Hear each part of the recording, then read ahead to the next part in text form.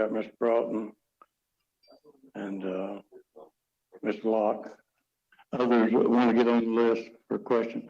Okay, we'll get you, Herschel. Okay, Mr. Broughton, I believe you're recognized. Did you have anything else, Colette? Okay, Todd, you're recognized. Thank you, Mayor.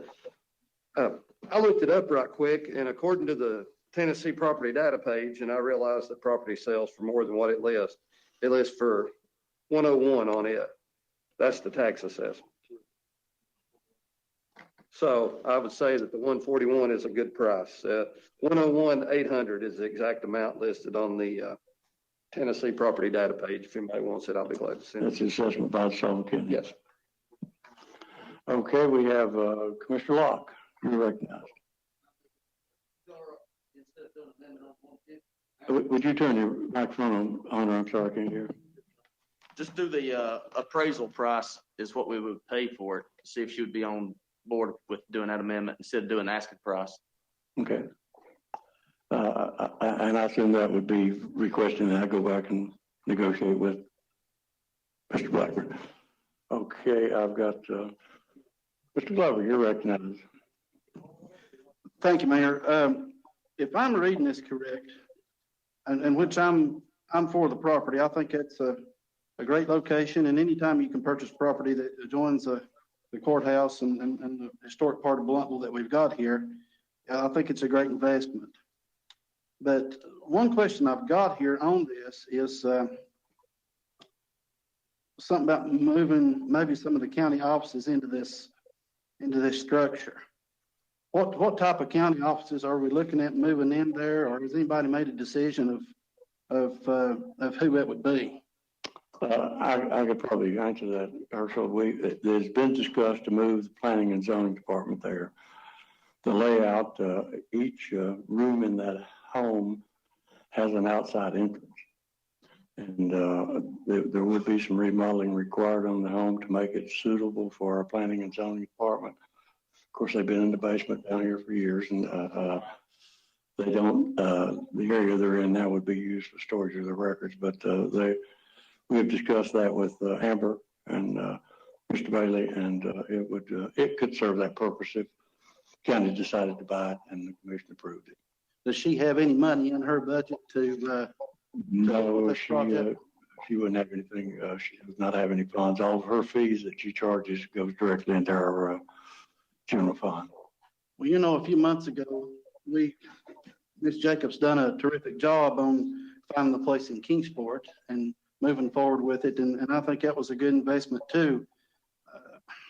The problem I have with this is the money that we're going to spend to purchase it, and then the money we're going to spend to do the remodeling on it for planning and zoning. I wish there was some way. She don't collect any fees at all that could. Yes, she does, but they go directly to general fund. She does not retain any in her office. Could we use any of that money that's collected from fees from her? It goes to the general fund to help with the renovations of this building. I suspect that Mr. Bailey you could appropriate that amount out of the general fund. We could determine how many fees he's collected over the year, and we could take it out of the general fund. It's going to come out of the fund balance regardless. Okay. Okay, that was the last person I had down. Joe, and then Larry. I agree with what Hunter was saying, that they came an offer of 141.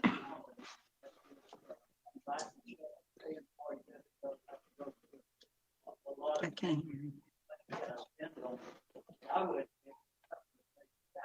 unless Joyce is willing to sell amendment, I would second.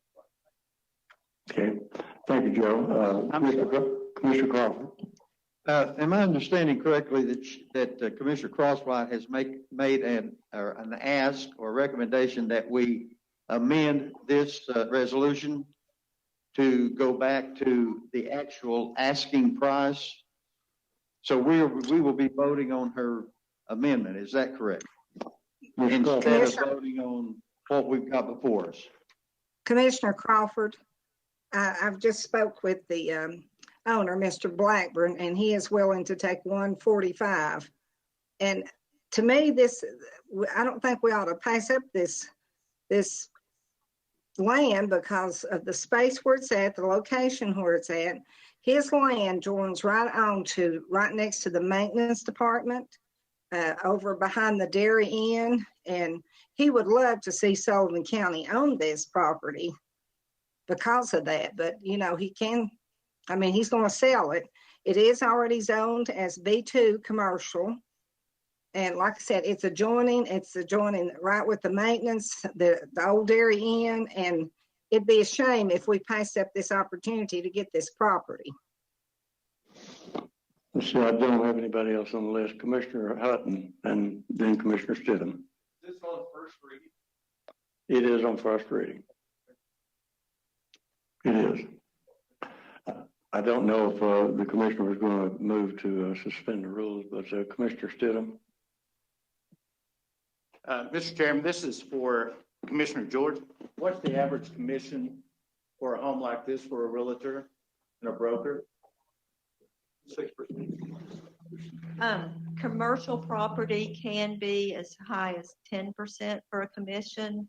Residential ranges from 5 to 7% for a real estate commission. So Right. Garth would actually be saving money, he wouldn't have to share it with the broker.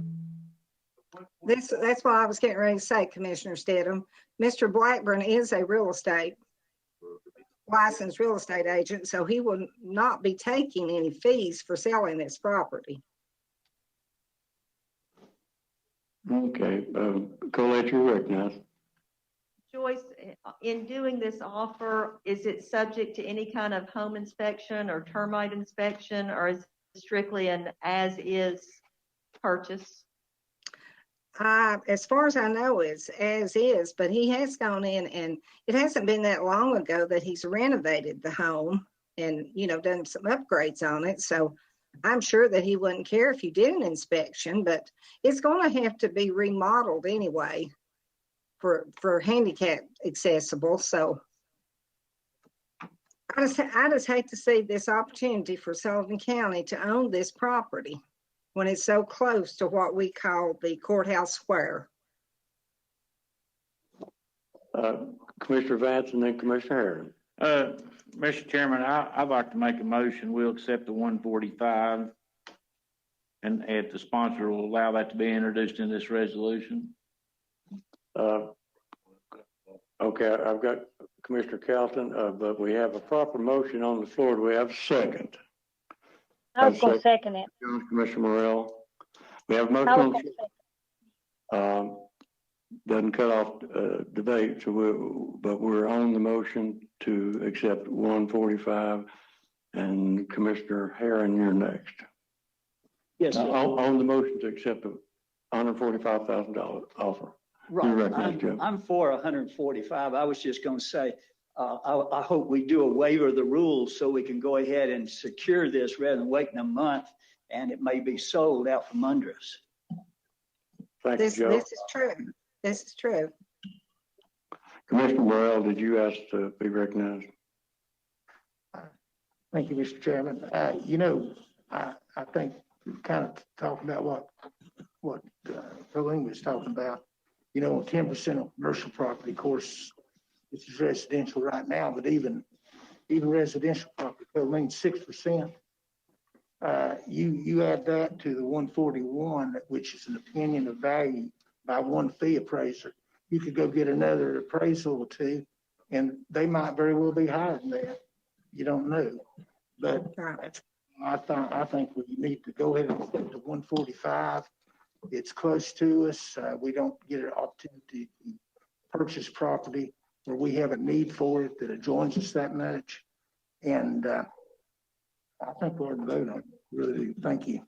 Thank you. Commissioner Calton, you're recognized. I was just going to second it. The 145. Very good.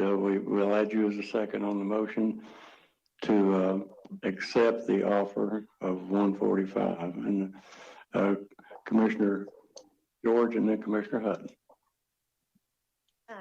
On the amendment for 145, would you make it subject to a termite inspection? We find in older homes and what we're finding, we had a really mild winter, and I would really appreciate if we could at least make it subject to a termite inspection. Subject to Termite inspection. okay, a home inspection. Okay, Not home inspection. I was just saying, just pest inspection. that we can. Will you accept that amendment?